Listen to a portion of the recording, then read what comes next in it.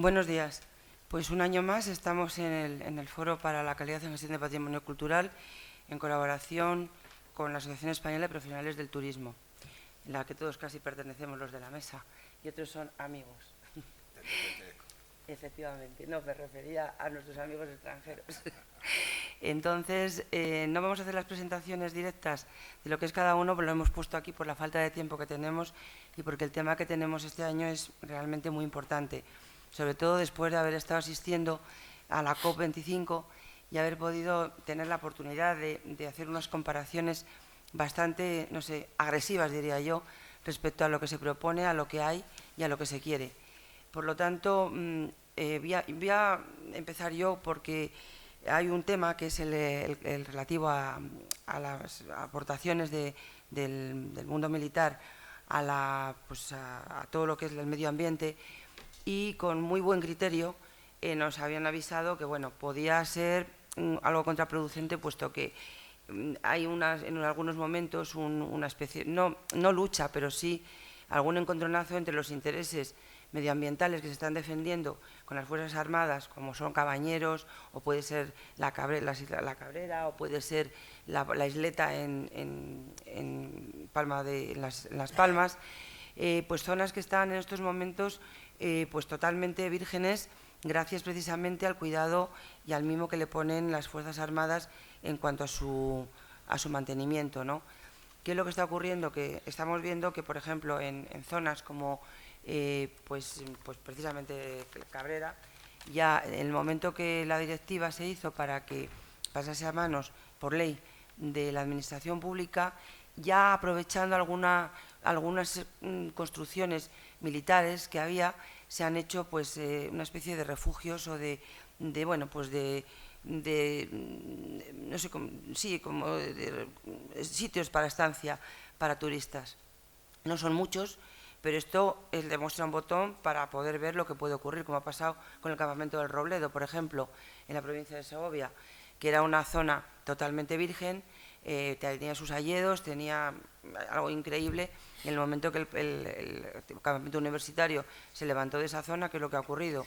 Pues ha ocurrido que bueno, pues que aquello es pues un desastre. Entran los coches, y los que lo hemos estado viviendo durante muchos años, pues nos parece algo tremendo, ¿no?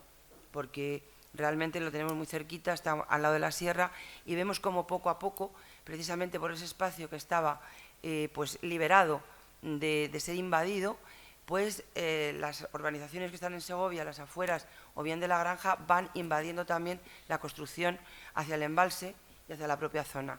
Estas son unas pinceladas que digo porque realmente si hemos querido traer a este foro la presencia, por lo menos, aunque sea no estén aquí en este momento, de lo que son los ejércitos, las Fuerzas Armadas, es precisamente por la labor que están haciendo en el tema de los fuegos, en el tema del mantenimiento del medio ambiente, en el tema de, bueno, pues de la UME, y consideramos que si nos vamos dando cuenta en todos los foros que hacemos, siempre están presentes porque siempre aportan, tanto en la medicina como están muy organizados y con pocos medios son capaces de darnos muchas cosas. De hecho, nosotros mismos acudimos a ellos para que a veces nos informen y nos aconsejen a la hora de desarrollar proyectos, sobre todo en el mundo rural y también citadino, obviamente, pero sobre todo el más sensible, que es nuestro mundo rural de esta, no sé, un poco vapuleada España, ¿no? y dejado pues de los intereses de mantenerlo tal como es para que pueda haber, de lo que se está hablando ahora, de esa despoblación que ha habido, poderla hacer de una forma sostenida y no de repente pues ser agresores. Entonces no he querido dejar esto como algo para pensar en estas zonas que hemos hablado, para que apoyemos y comprendamos muchas veces la forma de ser y el por qué se hacen las cosas. Y son preguntas y cuestiones que luego podremos hablar y discutir aquí entre todos. Entonces dejo la palabra a Javier. Javier, te toca. Muchas gracias, Ana. Y sin más dilaciones, estoy aquí por la condición también, como estamos comentando, por la parte de turismo que me corresponde, y también por la parte de ser auditor, también en este caso de la Reserva Militar Voluntaria, que estoy del Ministerio de Defensa, el cuerpo jurídico. En cuanto al tema de Empezamos a hablar, por el tema hemos tratado, la primera cuestión que había era que empezaríamos, es decir, vamos a tratar el medio ambiente y un motivo, una circunstancia, que es el tema de los conflictos armados. Y ustedes me dirán, ¿y esto cómo puede ser? Pues es fundamental, ¿no? Me imagino que cuando hay paz, funciona el turismo. Cuando no hay paz, lógicamente, pues no funciona. Eso lo hemos visto en los diferentes casos de diferentes tipos de país, cuando ha entrado o se ha incluido o ha habido temas conflictivos de este tipo armado. Bien, entonces lo que tenemos que diferenciar en primer lugar, saber qué es lo que corresponda al tema de lo que es el medio ambiente y lo que es el tema de la parte de los conflictos armados. Cuando hablamos de medio ambiente, todo el mundo hablamos de protección, lógicamente, ¿no? Vamos a proteger algo que es nuestro. Y cuando hablamos de los conflictos armados, ¿qué significa? Bueno, pues que tenemos ahí, hay una controversia, lógicamente, y un tema bastante grave, que es el tema de la guerra. Bueno, ¿y esto cómo se puede encajar? Bueno, pues miren ustedes también, hay una serie de mecanismos que es lo que vamos a tratar. ¿Para qué? Para proteger ese medio que sí que existe, que vamos a ver, de cuando existe un conflicto armado. Como estamos viendo, en primer lugar, decimos que la destrucción del medio como ambiente, como medio de combate, ¿qué pasa? Que siempre ha sido una realidad, siempre ha sido, lógicamente, un hecho. Y para ello vemos que tenemos unas diferentes declaraciones internacionales donde constan, por ejemplo, la Declaración de Naciones Unidas sobre el medio ambiente, que esto se dio en Estocolmo en 1972, y específicamente hay un artículo, que es el artículo 26, que dice que es para evitar precisamente lo que es al medio ambiente los efectivos de las armas nucleares y otras armas de destrucción masiva. Tengo que recordar que también para estas armas nucleares también hubo objeciones, y ahí estamos Gran Bretaña y Francia, que se opusieron, y también Estados Unidos en una parte también en el tema de ese tipo de protección. Luego también tenemos la declaración final sobre el medio ambiente y desarrollo respecto a la conferencia de Río sobre la biodiversidad que se estableció en 1992. Vemos un principio, que es el principio número 24, que dice que la guerra es, por definición, enemiga del desarrollo sostenible y, por ende, los Estados tienen que respetar el derecho internacional del medio ambiente para proporcionar su protección. ¿Puedes pasar, por favor, Ana? Bien.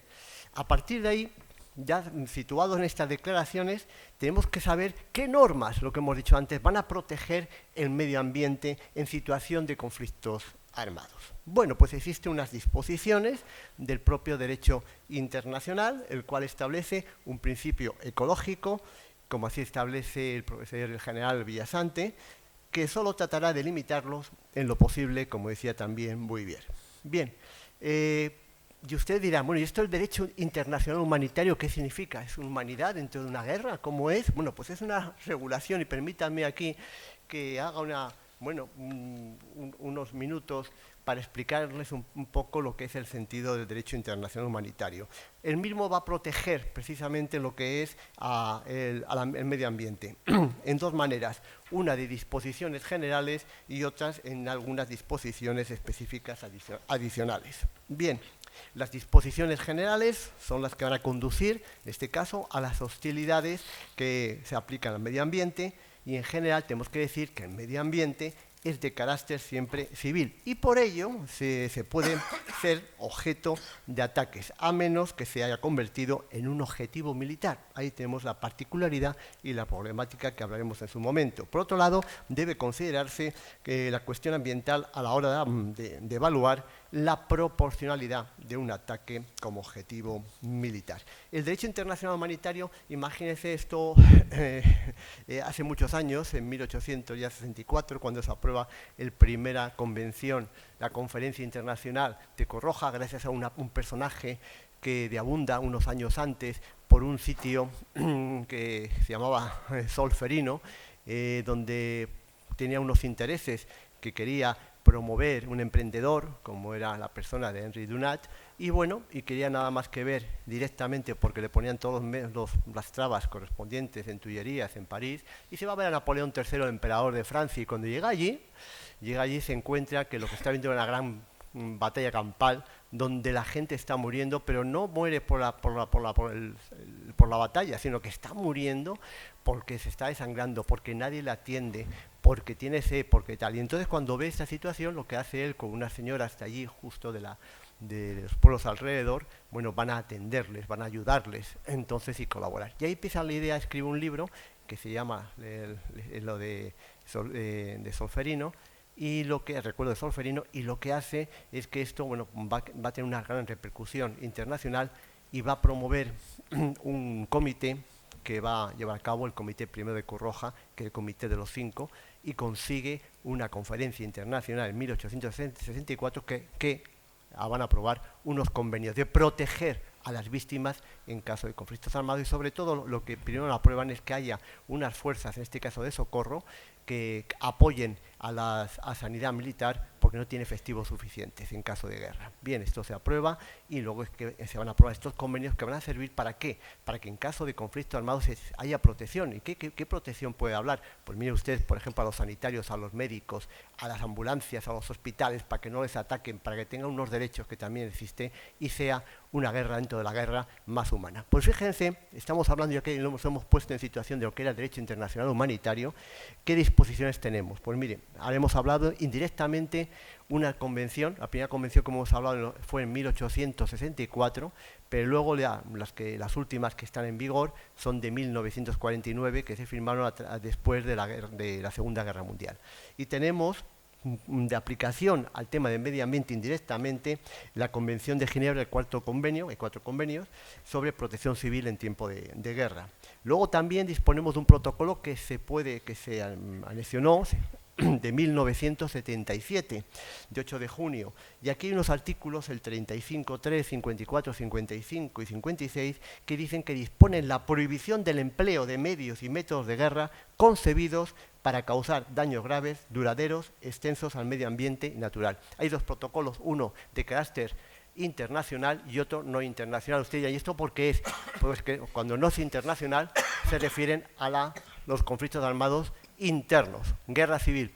Y eso obtuvo el ejemplo de la Guerra Civil de España, lo que no podían permitir entender. Dice, ¿cómo puede ver España, por ejemplo, que hubiera una Cruz Roja en Burgos y otra Cruz Roja aquí en Madrid? Eso no tenía sentido. Dice, aquí la Cruz Roja es universal e internacional, no para defender un bando y a otro. Bueno, pues a partir se creó también ese protocolo para defender no a unos y a otros, sino a todos en general, ¿no? En este caso, y que estuviera específico, que se supiera cómo se lleva a cabo. Bueno, luego aparte también hay una convención fundamental, que es la prohibición de utilizar técnicas de modificación ambiental con fines militares y otros hostiles, que es la EMO de 1976. Hay un artículo primero y tercero, y sirvió de base esto la guerra de Vietnam. Acuérdense que la guerra de Vietnam, ¿qué es lo que pasaba? Era en Nepal, teníamos el tema de incendiarios, se quemaban bosques, lógicamente pues ahí sirvió de base pues para evitar estas nuevas situaciones en el futuro. Y luego el derecho internacional humanitario constitucionario, que son la aplicación, reiteración de la práctica que se convierte en norma. Bueno, pues hay unas normas varias, 43 y 45, que aplican determinados principios sobre la conducción de hostilidades a la protección del medio natural. Nos pasamos, si puedes, por favor. Vale. Aquí continuamos con las disposiciones, y fíjense que estas disposiciones de derecho constitucionario de aplicación de determinados principios sobre la conducción de hostilidades a la protección del medio natural. Ahí está, el principio de distinción, el de que aquí, por ejemplo, hay que diferenciar entre un objetivo civil y militar. Si no es objetivo militar, pues no se puede ser atacado. Es lógico, ¿no? El tema Entonces hay que distinguirlo, una cosa. Luego, imperiosa necesidad militar, sin que esto pueda, en este caso, destruir los bienes adversos. Proporcionalidad. Lógicamente, las normas de derecho internacional no van a permitir ataques a objetivos militares que puedan prever que tengan daños incidentales al medio ambiente. Natural que sean excesivos en relación con las ventajas militares. Precaución. Bueno, lógicamente las hostilidades se deben tener en cuenta la necesidad de proteger y preservar el medio natural. De esto simplemente una alusión, simplemente, lo que estamos hablando de la proporcionalidad, el distinción militar, la precaución y objetivo militar. ¿Qué es lo que pasa? Que si no es un objetivo militar, pues lógicamente no se puede atacar. Ahora, luego existe, como llamamos, daños colaterales. Les voy a poner un ejemplo en Madrid con los bienes culturales. Imagínense, por ejemplo, nosotros, yo he estado adscrito al cuartel general de la Armada, a la seguridad jurídica. Bien, ¿qué tenemos? Un museo, en este caso naval, pero tenemos ahora el Museo del Prado y tenemos la milla, más maravillosa que tenemos, cultural. ¿Qué es lo que pasa si mañana piden? Somos un objetivo militar, seguramente dirán, oiga, yo me tengo que cargar en este caso, o pues el cuartel general, que es la disposición donde está todo, en este caso se disponen todos los temas de guerra. Claro, como colación lo siento mucho, pero claro, yo no voy a parar, no voy en este caso a suprimir, a evitar atacar cuando, lo siento por los bienes que tenga y tal, pero tengo el objetivo es este, colateralmente, pues tengo estos daños. Lo que pasa es que hay que evaluarlo, lógicamente, es como si yo ataco un sitio, lo que no hago es cargarme una montaña para luego, en este caso, beneficiarme para ganar al enemigo. Y luego ya, pues, si puedes, la siguiente, Ana, termino ya, hay otro también, que es el del punto penal y del punto del Código Penal.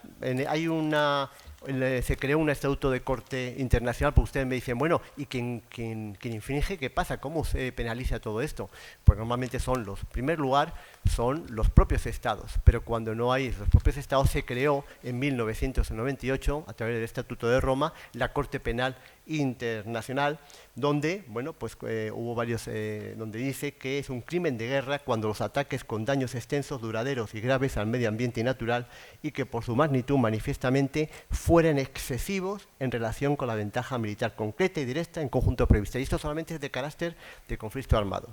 Y el Código Penal Español, el artículo 610, así establece el empleo de medios de métodos que puedan dañar al medio ambiente natural comprometido, la salud o supervivencia de la población. Y termino con las conclusiones, si puedes pasar, Ana, que dice que ¿qué es lo que pasa con esto? Al final, ¿qué significado podemos tener? Pues que aunque existe una progresiva regulación de la destrucción, en este caso del medio ambiente, en conflictos armados, sé que siempre hay una minoría de las hipótesis normativas que se pueden cometer el crimen de guerra de daño al medio ambiente. Pero hasta ahora, fíjense, no se ha formulado todavía ninguna en la Corte Penal Internacional. Todavía, fíjense que hasta este momento ningún tipo de esta infracción se ha denunciado. Luego, de acuerdo con la opinión consultiva, aquí es importante la Corte Internacional de Justicia de 1996 sobre el uso de la amenaza de armas nucleares. Está el artículo 24 de la Declaración del Río, de los estados, donde dicen que deberán incorporar consideraciones medioambientales en su cálculo sobre la necesidad militar y la proporcionalidad, de acuerdo con aquí lo que señala con los conflictos armados, como dice también Lobo Fernández. Y no obstante, en relación con la legítima defensa del artículo 51, que es lo que establece la Carta de San Francisco, artículo 51, que está prohibida la guerra, no se puede hacer la guerra, el jus bellum, el derecho a la guerra no existe como tal. Entonces, pero salvo, lo que tenemos que decir es la legítima defensa. Si usted me ataca, yo ataco. Entonces ahí es cuando dice, bueno, usted no, porque aunque esté en el enemigo en medio ambiente, no lo voy a atacar. Ahí es donde tiene la excepción que quiero señalar. Llama la atención el fiscal del Tribunal Penal Internacional para la Yugoslavia, que en relación con el uso de armas con uranio durante bombarderos de la OTAN en Kosovo en 1999, concluyó que si las armas, fíjense, nucleares no habían sido de todo proscritas con la Corte Internacional de Justicia, menos iba a ser, en este caso, que cabría menos posibilidades que fuesen, en este caso, declarados como infracción, en este caso, un delito, que le justificasen para poder destruir el medio ambiente. Y que existen diferentes deficiencias, como estamos viendo, incertidumbres jurídicas todavía en cuanto a la protección del medio ambiente en los conflictos armados. Bueno, no quiero dilatarles más, con esto termino la parte mía de conflictos armados. Luego, si quieres, cuando quieras, sí, tratamos el tema de lo que pasa, qué son las Fuerzas Armadas en España y qué es lo que cómo se está tratando, y la relación de la protección del Ministerio de Defensa, cuando quieras. Si están previstos indemnizaciones por daños colaterales, tanto en el medio rural, que es el más sensible, en los conflictos armados, como ciudades. Bueno, en sentido, con Colombia una circunstancia que, vamos a ver, no se quería reconocer que había un conflicto armado. En sentido, ¿por qué? Porque no se quería declarar que hubiera intereses que fuese un conflicto armado de este tipo, y no internacional. ¿Para qué? Para que no entrase en esta normativa de derecho internacional y no tuvieran una protección, en este caso, aquellos que estaban atacando, por ejemplo, al Estado, el tema, las guerrillas, etcétera. Eso también quería hacerlo ETA en España, cuando quería hacerlo también ponerlo como un conflicto armado. No, una cosa es un delito penal, que son delincuentes, y otra cosa es el Estado, lógicamente, de una situación distinta a lo que querían anteponer, porque luego tiene una serie de garantías que no le cabe. El tema del medio ambiente, lógicamente, no distingue si es en medio rural o en otro tipo de medio, o es en un lado o en el mar. Fíjense en el mar la cantidad de problemáticas que puede haber, la cantidad de cables que tenemos submarinos, la cantidad de medios y todo eso, que si son atacados o se ataca, pues lo que puede suponer eso para el medio ambiente.